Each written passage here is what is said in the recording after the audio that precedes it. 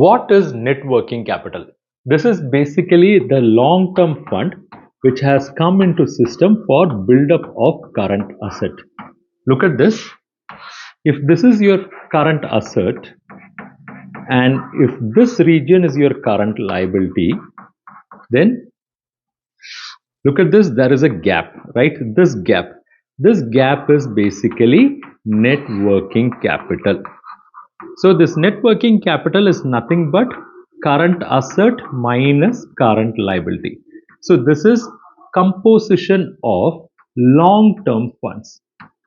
So this long-term funds can be a combination of long-term debt and equity.